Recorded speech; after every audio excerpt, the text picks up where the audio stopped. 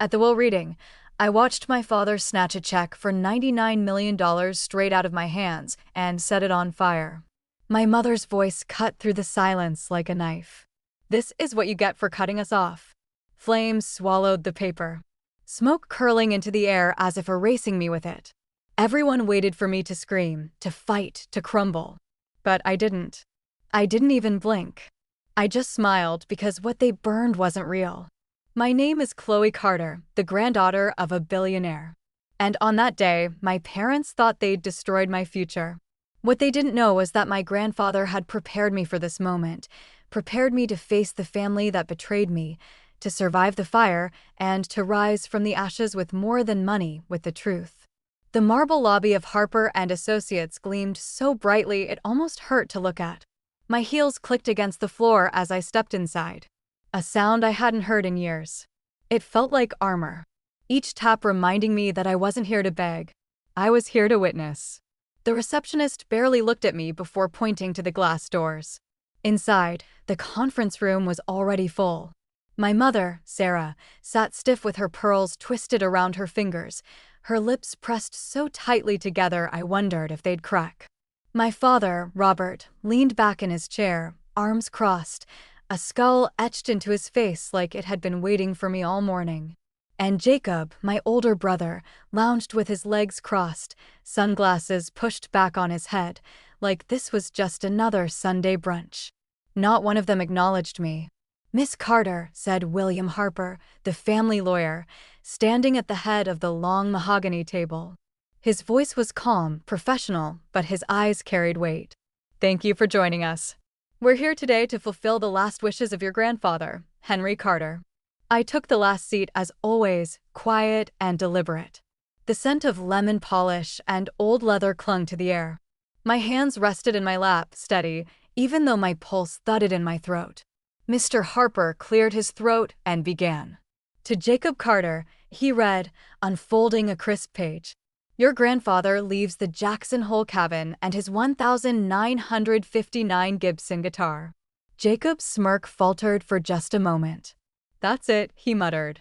Mr. Harper didn't respond. He continued smoothly. To Robert and Sarah Carter, his son and daughter-in-law. He leaves the heirloom grandfather clock, his vinyl collection, and a charitable donation of $10,000 made in your names. The silence cracked. My mother gasped, choking on disbelief. "Excuse me? That's absurd." My father barked out a bitter laugh.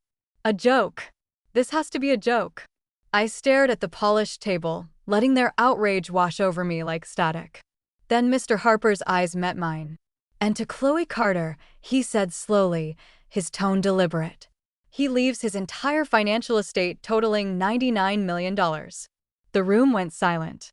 For one suspended heartbeat. I swore I could hear the hum of the overhead lights. "What?" my father snapped, lurching forward. "You heard me," Mr. Harper said firmly. "This was notarized 3 months ago. The decision was deliberate." And my mother's face twisted, veins standing out at her temples. "She hasn't spoken to us in years. She abandoned this family. She doesn't get to walk back in here like some martyr and collect a fortune." I lifted my chin. Finally speaking, I didn't walk back in. I was invited. Jacob scoffed, leaning back in his chair. "Grandpa just felt sorry for you, Chloe. Poor little Chloe, who couldn't keep up." But then Harper slid a sealed brown envelope across the table toward me. The wax stamp still bore the crest my grandfather had carved with his own hands. "For you," he said quietly. His last words were clear. She stayed silent and she stayed strong. She was never forgotten. I reached out, my fingers brushing the seal just as my father's hand shot across the table. My father's fingers clamped around the envelope before mine could even close. His grip was iron, veins bulging, as if the paper itself had personally betrayed him. "Robert," Mr. Harper warned, voice sharp. "That belongs to Chloe." But my father was already tearing it open, his movement savage, like a predator gutting prey. The check slid, a crisp rectangle of ink and promise. His face twisted as he held it up, shaking it in the air like evidence of a crime. $99 million? His voice cracked, too loud for the room. "This is insanity. This girl doesn't deserve a cent. I stayed still, my nails digging crescent into my palms. My mother lunged forward next, snatching the folded letter that had been tucked inside. She unfolded it with shaking hands, eyes scanning the words, her lip curled. For the one who stayed silent and stayed strong, she spat the words like venom. Then she ripped the letter clean in half. Silent, strong. She was ungrateful. Always ungrateful.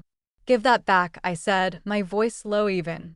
But my mother only laughed, bitter and sharp.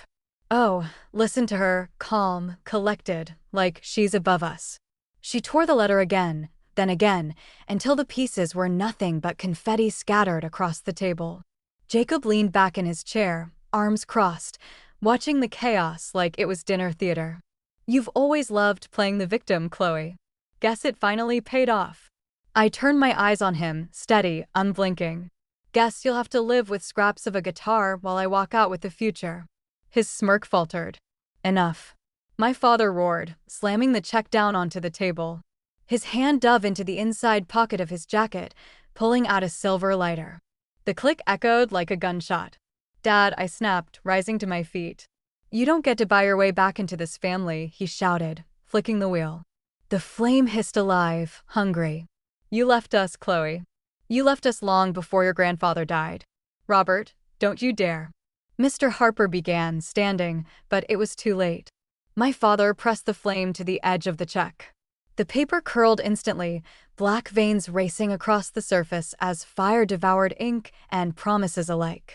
My mother's lips curved into a cruel smile as ash flaked into the crystal ashtray.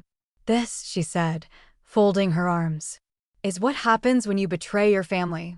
I didn't move. I didn't speak. I just watched the smoke trail upward, twisting like incense at a funeral. And then I smiled because what they were burning wasn't what they thought it was. The flame caught the edge of the check with a hiss so sharp it cut through the silence. My eyes locked on the paper as it curled in my father's grip, corners folding inward like petals burning off a flower. Smoke rose in delicate spirals, almost beautiful if it weren't consuming $99 million. Stop, Mr. Harper shouted, reaching across the table. But my father jerked his arm back like a madman, his knuckles white as he held the burning paper higher. This money doesn't belong to her, he bellowed. She walked away from this family, and now she thinks she can walk back in and take everything. Not while I'm alive, Robert. My mother cried, but not in protest. She was smiling, her voice thick with satisfaction. Burn it all. Let her see what happens when you spit on your bloodline. Ash rained down into the glass tray. Black flakes falling like dead snow. The smell was acrid, bitter, choking the air. I stood frozen, every nerve in my body screaming to lunge forward to save the check to prove that I belonged. But I didn't move because I knew better. My hands curled at my sides. My pulse thundered in my ears, but my face stayed calm, almost serene. You think fire erases truth? I whispered. My father slammed the charred remains into the tray, his chest heaving. Now we're even. His voice was horsero, raw, full of a rage that had no place to go. My mother leaned back, folding her arms. You'll never win against us, Chloe. Money can't rewrite the past. You abandoned us when your father was sick. You abandoned us when we needed you. Most? Jacob chuckled darkly. She's not even fighting back. Look at her standing there like a statue. Did Grandpa teach you that, too, Chloe? To play weak until you got your payday. I finally lifted my eyes to him. No, I said softly. He taught me that silence can cut deeper than screaming. The room went quiet again. The kind of silence that feels alive, heavy with words no one dares to say. Inside, my chest burned hotter than the flame that had just eaten the check. Anger, betrayal. But under it all, something else. Triumph. Because what they had turned to ash wasn't real. What they destroyed was a decoy. A blank my grandfather had left behind for me to place in that envelope. Knowing exactly what they would do, he knew they'd want to ruin something. He knew they couldn't resist the fire. And now they thought they'd won. I let them believe it. I let them smirk and sneer. Let them mistake my silence for defeat. But behind my calm smile, I was already holding the real legacy. And soon they would learn that the fire they lit was only the beginning. The smoke still lingered in the air when Mr. Harper cleared his throat. His eyes flicked toward me, steady but searching, as if he already knew what my parents didn't. I gave the smallest nod. He said nothing, but his silence was its own kind of shield. My parents thought they had ended it, reduced my inheritance to ash, but I felt the weight of a different envelope in my coat pocket. The one my grandfather had pressed into my hands 2 months before he died. His grip had been frail, his voice quiet, but his eyes still burned with the fire of a man who had built an empire from nothing. "They'll try to destroy what they can't control," he had whispered, leaning close. "So, I'll give them something to burn. Let them have their victory. What matters will already be safe." I laughed nervously back then, thinking it was just paranoia. But as I watched the last ember fade into cold ash, I finally understood. The letter he gave me had been sealed in wax, his family crest stamped deep into the surface. I had opened it the night before the will reading, my heart racing as if I were already trespassing into forbidden territory. "Chloe," the note began in his familiar looping script. "If you are reading this, then I am gone and the family I once trusted is circling like wolves. The check you'll be given is not the real gift. It is bait. They will burn it, and they will think they've destroyed you. But the truth is already beyond their reach." I could still see his handwriting, shaky but deliberate. "The real legacy has been secured, wired to a trust in your name, protected by those I trust outside this family. When the fire rises, do not panic. Smile. That will be your victory." So I had smiled. Not out of courage, not out of defiance, but because the moment my parents lit that paper, I knew they had played right into his plan. I pressed a hand against my coat pocket, feeling the crinkle of the second envelope thicker, heavier.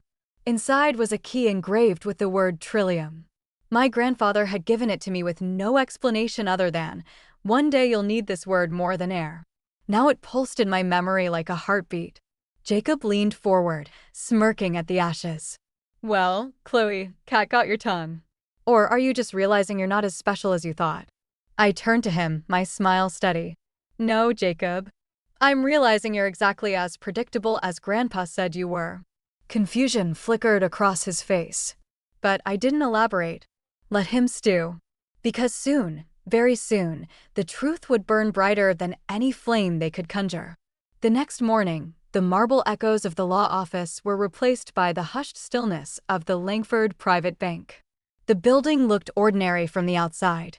Red brick, iron gates, ivy creeping up the walls, but inside it was fortress-like. Thick carpet swallowed sound, and the air smelled faintly of cedar and ink. "Miss Carter," the clerk at the front desk said after scanning my ID. Her tone softened once she read the file. "You're here for box 12. Mr. Adams is expecting you." Mr. Adams, my grandfather's old confidant. He was waiting by the elevator, silver hair combed neatly, his posture as straight as it had been decades ago. "Chloe," he greeted me with a small nod, his voice measured. "Henry prepared this long before his passing. Follow me." We descended in silence, the elevator groaning as if it carried the weight of secrets. My palms dampened, not with fear, but with anticipation. Grandpa had trusted this man. That alone steadied me. The vault opened with a mechanical hiss, the cold air brushing against my face. The room stretched before me, lined with metal drawers, each marked with discrete numbers. Mr. Adams guided me to one. "Box 12, he said, placing a small brass key into my palm. The word Trillium was etched faintly along its side. I swallowed hard. "He gave me this word months ago." Mr. Adams simply nodded. "Then he trusted you to be ready." The lock turned smoothly. The drawer slid out with a heavy metallic sigh. Inside rested a fireproof envelope sealed in red wax, a small black velvet pouch, and a thick file bound with a crimson ribbon. My hands trembled as I reached for the envelope first. The wax bore the same carved crest, the Carter stallion, proud and fierce. I broke the seal carefully, unfolding a crisp sheet of paper. "Chloe," it read. "If you are standing in this vault, it means they burned the false gift as I knew they would. The check within this envelope is the real $199 million signed and secured. But money is not the legacy. Look deeper." I pulled out the check. Its weight surprised me, thicker than normal. The ink bold, my grandfather's looping signature unmistakable. My breath hitched, but I forced my hands steady. Next, I opened the velvet pouch. A flash drive slid into my palm, smooth and cold. I didn't wait. Mr. Adams led me to a small private booth with a laptop waiting. My fingers shook as I connected the drive. The screen flickered. And then there he was. Grandpa sitting in his old study. Shelves of leather-bound books behind him. The dusty lamp I used to hide under as a child glowing faintly to the side. "If you're watching this, Chloe," his voice filled the room, soft but unwavering. "Then I'm gone. And if I'm right, they've already shown you what they're capable of. But you're the one I trust. This legacy isn't about wealth. It's about power, control, and survival. And now it's in your hands." I pressed my hand over my mouth, my chest tight with something that wasn't grief, wasn't relief, but a storm of both. For the first time since the fire, I felt the truth settling inside me. My grandfather hadn't just left me money. He had left me a weapon. 2 nights after the vault, I found Jacob waiting outside my apartment building. His black BMW idled at the curb, headlights cutting through the misty dusk. He leaned against the hood, arms crossed, posture relaxed, but his jaw tightened when he saw me. "Chloe," he called, voice smooth, but strained. "We need to talk." I almost walked past him, but something in his tone, half command, half plea, made me stop. "Talk," I echoed. "About what?" "The ashes you're still sweeping off Dad's shoes."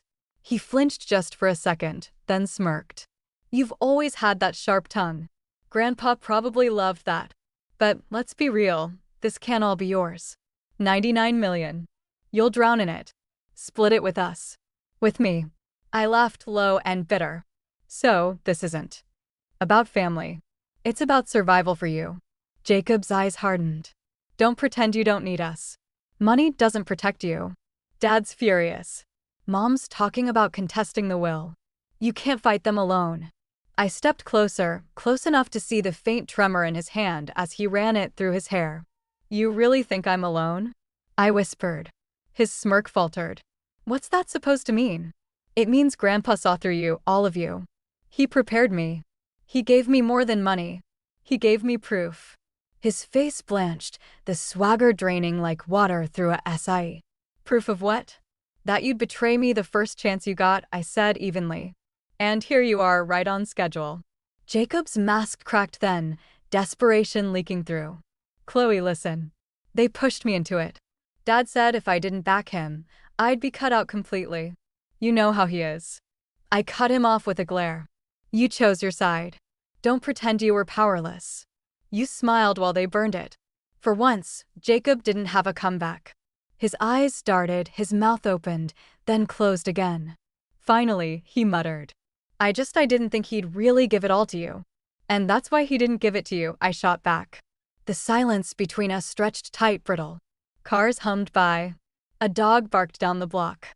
But all I heard was the echo of Grandpa's voice in my memory. "Silence is the sharpest blade." I turned away, climbing the steps to the door. "Chloe," Jacob called after me, voice cracking now. "If you keep pushing them, they'll destroy you. They've done it before. You know they'll try again." I paused, my hand on the doorknob, then glanced back at him. My smile was thin, sharp as glass. "Let them try," I said. Then I closed the door behind me, leaving him in the mist with nothing but his fading bravado. The courthouse smelled of polished wood and old dust. The kind of place where truth either rose like fire or drowned in silence. I walked through the metal detector, my heels striking the marble floor in a rhythm steady enough to mask the storm inside me. Beside me, Sylvia Orton, my grandfather's chosen lawyer, strode with quiet confidence, her silver hair swept back like a battle flag. Inside the chamber, my parents sat together at one table. My father wore a navy blazer, wrinkled at the sleeves, as if he hadn't slept. My mother's pearls gleamed defiantly against her neck, her lips twisted into the faintest smirk. Jacob sat behind them, his eyes darting nervously, tapping his foot against the bench. They didn't look at me, but I could feel their hatred like heat radiating across the aisle. Judge Kinley entered, gavel striking once. "We're here today regarding the estate of Henry Carter." Disputed wills have been submitted. Let us proceed. My parents' lawyer, young and arrogant, rose first. Your Honor, the most recent legitimate will clearly leaves all major assets to my clients. Any suggestion otherwise is forged and unfounded. I felt the corner of Sylvia's mouth twitch, a predator about to strike. She stood slowly, each motion deliberate. Your Honor, we submit into evidence a revised will executed under legal counsel, notarized and signed by Henry Carter himself 5 months after the document they present. Gasps rippled across the courtroom. My father slammed his fist on the table. Lies, he roared. Order, Judge Kinley barked. But Sylvia wasn't done. She tapped a tablet and the courtroom screen flickered to life. My grandfather's face appeared older, thinner, resting in a hospice bed, but his voice clear and steady. If you are watching this, he said, staring directly into the camera, it means they are doing what I feared. They pressured me into signing a will I did not want. I corrected it. My true heir is my granddaughter, Chloe Carter. No coercion, no doubt. This was my choice. The silence that followed was absolute, broken only by the sound of my mother's strangled gasp. Jacob's head dropped into his hands. Sylvia's voice cut through the tension. Additionally, Your Honor, we have correspondence between the respondents and Henry Carter, pressuring him to stick to the script or else. We also submit testimony from Mr. Adams of Langford Bank, who secured the trust according to Mr. Carter's private instructions. The judge leaned back, eyes narrowing at my parents. I've seen greed. I've seen cruelty. Rarely have I seen both so boldly displayed. Miss Carter is affirmed as the sole heir. The estate shall be transferred accordingly. My father lurched to his feet. This isn't over, he shouted. Sit down, Robert. The judge snapped. I'm also issuing a freeze on your assets pending investigation into elder coercion and document tampering. The gavel struck again, final and thunderous. Court is adjourned. I stood, spine straight, as my parents stared daggers through me. But for once, I didn't feel small under their gaze. For once, I was untouchable.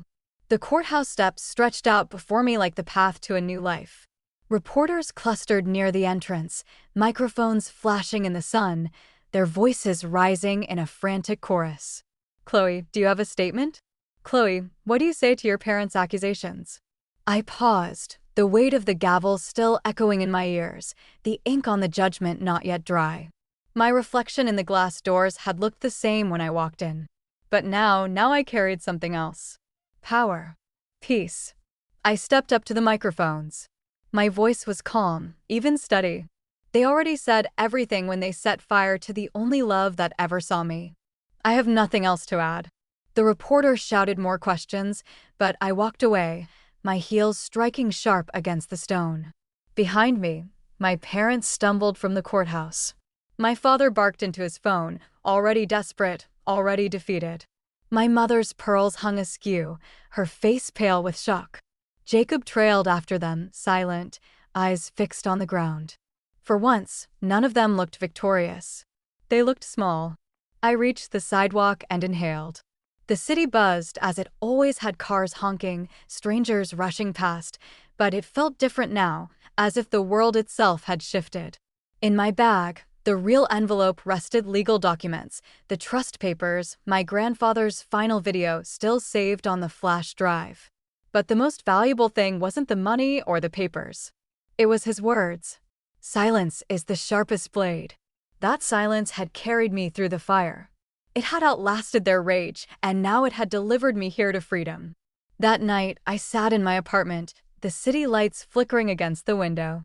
I unwrapped the old scarf my grandfather had given me when I was 10, still faintly smelling of cedar. I placed the real check and the USB inside the safe at the back of my closet, locked it, then sat at my desk with a cup of tea that had finally gone cold.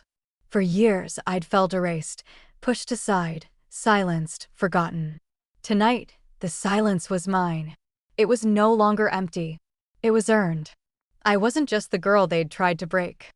I was the woman who had risen from the ashes they lit with their own hands.